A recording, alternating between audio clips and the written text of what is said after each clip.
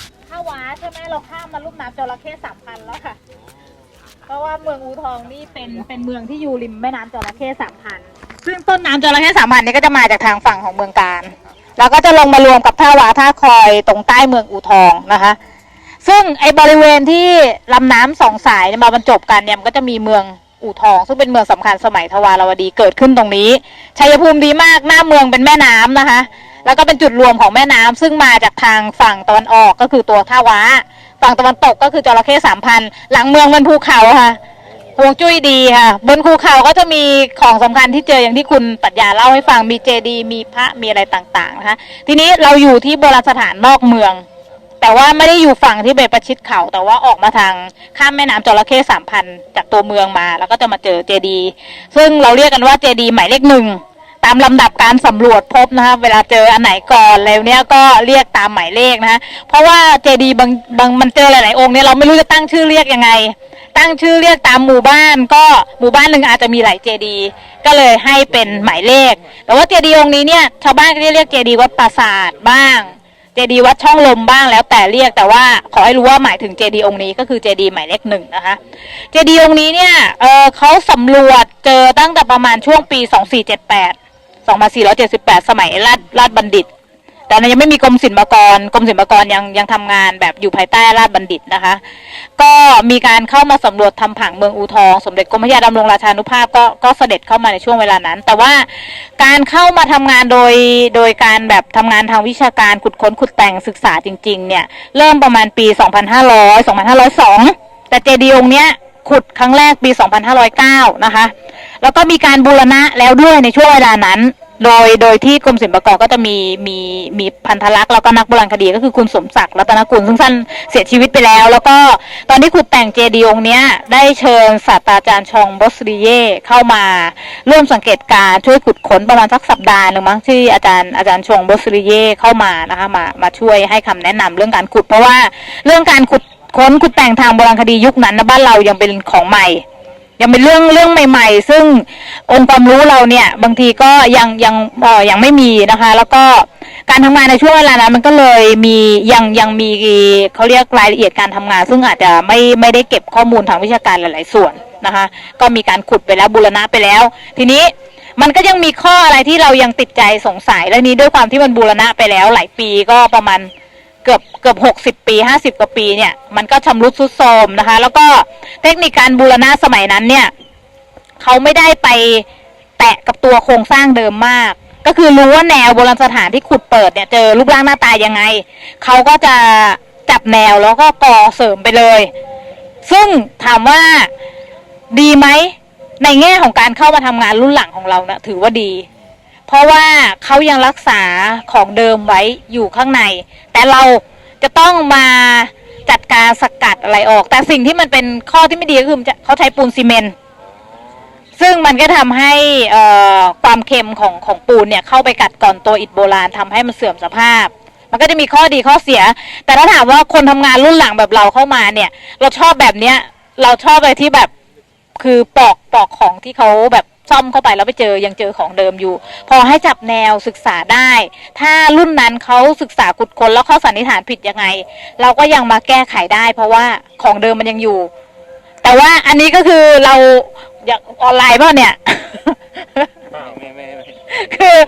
อยากออนไลน์ได้ตัดต่อได้เนาะไม่เดี๋ยวนินทากรมไม่ได้ไงนินทากรมไม่ได้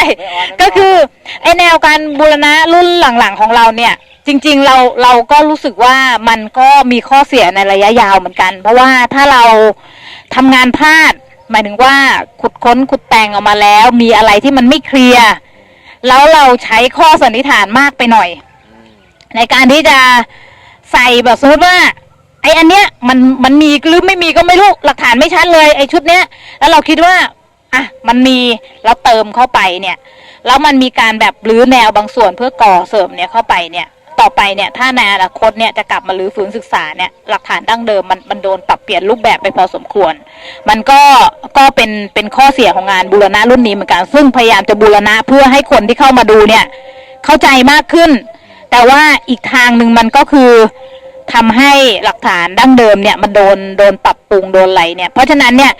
ในการทำงานเนี่ยเราก็เลยต้องทำให้ละเอียด รอบคอบที่สุดเพื่อป้องกันความผิดพลาดที่จะเกิดขึ้นในอนาคตแล้วก็แนวทางการทำงานก็คือ จะพยายามศึกษารูปแบบดั้งเดิมแล้วก็พยายามที่จะเก็บหลักฐานของเดิมโดยที่แตะมันให้น้อยที่สุด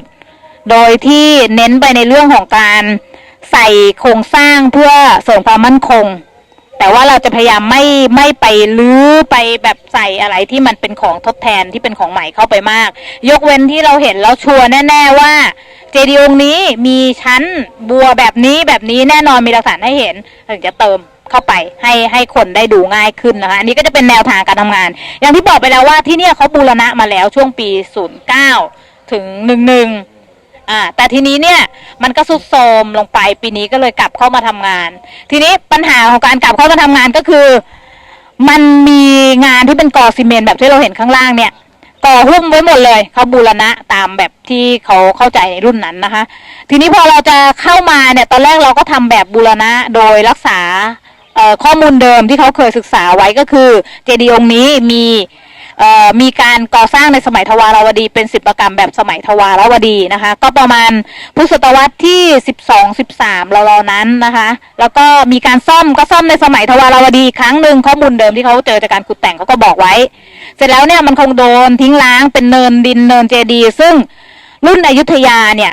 ตั้งแต่รุ่นอยุธยาก็ประมาณอยุธยาตอนกลางลงมาแล้วแหละที่มีการเข้ามาทำอีกรอบหนึ่งหลักฐานก็จะเป็นรุ่นแบบพวกคล้ายๆรุ่นที่เข้ามาทำเจดีย์วัดเขาทำเทียนที่เป็นทรงระฆังเป็นอะไรพวกเนี้ยก็ประมาณพุทธศตวรรษที่22ลงมาแล้วเรานั้นนะคะก็เข้ามาซ่อมโดยที่เขาไม่รู้ว่าข้างล่างเนี่ยรูปทรงเจดีย์เป็นไงเพราะเขาไม่ได้ขุดแต่งเหมือนเราไงเขาก็ขึ้นไปก่อข้างบนโดยที่เขาไม่รู้ว่าทิศทางหรือว่าผังของตัวข้างล่างมันเป็นยังไงเพราะฉะนั้นเนี่ยงานรุ่นอยุธยาที่เขาขึ้นไปทำหลังสุดเนี่ยผังมันจะไม่บาลานซ์หรือไม่สมมาตรกับของเดิมแต่รุ่นที่ทวารวดีเขาบูรณะของเขาเองเนี่ยมันจะค่อนข้างสมมาตรกันเดี๋ยวเราจะเดินไปดูนะคะว่าในการที่เราเข้ามาทำงานครั้งนี้แล้วเราเนี่ยตกลงใจแล้วว่าเราจะสกัดรุ่นที่เขาก่อซีเมนต์หุ้มเอาไว้เนี่ยออกเพื่อตรวจสอบหลักฐานของเดิมเนี่ยเราเจออะไรบ้างเป็นหลักฐานที่สอดคล้องกับข้อมูลเดิมที่นักวิชาการรุ่นเก่าเขาขุดแล้วก็บูรณะไว้หรือเปล่าเดี๋ยวเดินเข้าไปข้างในนะคะก็จะได้รู้ว่าแต่ละรุ่นมันเป็นยังไงบ้างนะคะเดี๋ยวถ้าเกิดสนใจเรื่องแบบสันนิษฐานของเจดีย์องค์นี้เดี๋ยวเดินมาดูตรงป้ายนี้ก็ได้นะคะแต่อธิบายนิดนึงก่อนว่าป้ายอันนี้อาจารย์สันติเล็กสุขุมเนี่ยศึกษาไว้ซึ่งไอ้ที่มันเป็นข้อเท็จจริงก็คือตัวสีน้ำตาลก็คือชั้นอิฐทั้งหลายแต่ว่าเป็นข้อเท็จจริงที่ถามว่าเป๊ะ100%ไหมก็ไม่ได้เป๊ะ100%ถ้าเรามาเช็คชั้นอิฐดีๆเนี่ยก็อาจจะแบบมีคลาดเคลื่อนบ้างแต่ข้างบนเนี่ยคือข้อสันนิษฐานของอาจารย์นะคะโดยพยายามศึกษาเปรียบเทียบกับศิลปกรรมทวารซึ่งมันยังปรากฏหลักฐานอยู่ซึ่งณตอนนี้เจดีย์ทวารที่มันเหลือหลักฐานเยอะที่สุดก็น่าจะเป็นเจดีย์ที่สีเทพที่เห็น1เรือนธาตุนะคะเราจะเห็นข้างบนไม่มีของสีเทพจะอยู่ประมาณเนี้ยแล้วก็มีที่ไหนที่มีเยอะอีกนอกนั้นก็ทางใต้ไปเลยวัดแก้ววัดหลงชัยยาซึ่งเราถือว่าเป็นศิลปะศรีวิชัยแต่ว่าเป็นศิลปะที่รับมาจากอินเดียเหมือนกันก็คือข้างบนก็มาเป็นทวารวดีข้างล่างก็เป็นศรีวิชัยแต่ว่ารูปแบบสามารถตรวจสอบเปรียบเทียบกันได้อันนั้นก็เอามาเป็นต้นแบบได้แต่ของเราเนี่ยมันเหลือแค่ฐานจริงๆส่วนข้างบนเรือนธาตุเนี่ยไม่เหลือแล้วเพราะฉะนั้นเนี่ยอันนี้ขึ้นเนี่ยอาจารย์สันนิษฐานความเป็นไปได้บอกไว้ก่อนว่า50-50อาจจะใช่หรือไม่ใช่ก็ได้นะคะก็ต้องบอกอย่างนั้นทีนี้อาจารย์ก็สันนิษฐานรุ่นอยุธยาไว้ด้วยแต่ว่าอยุธยาของที่เนี่ยที่เราเท่าที่เราตรวจสอบข้อมูลการมาสร้างซ้อนทับในพื้นที่รุ่นทวารวดีเราไม่ค่อยเจอทรงปางเราเจอเจดีย์ทรงระฆังถามอาจารย์ว่าอาจารย์ทำไมอาจารย์สันนิษฐานไปทรงปางล่ะอาจารย์บอกว่าอาจารย์ได้ไอเดียมาจากที่จุลประโทพระประโทนเจดีย์ที่มีพระปางอยุธยาอยู่เพราะฉะนั้นเนี่ยแต่ว่าหลักฐานในการขุดค้นเจอกรีบกันนู้นเจออะไรไม่เจอในความคิดส่วนตัวนกก็ยังบอกว่าข้างบนน่าจะเป็นทรงระฆังเหมือนกันไม่ใช่พระปางไม่ใช่ความนิยมของแถวนี้แล้วไม่เจอหลักฐานของพระปางด้วยอันนี้เป็นแบบสันนิษฐานเดี๋ยวถ้าใครมาค่อยมาดูก็ได้ค่ะ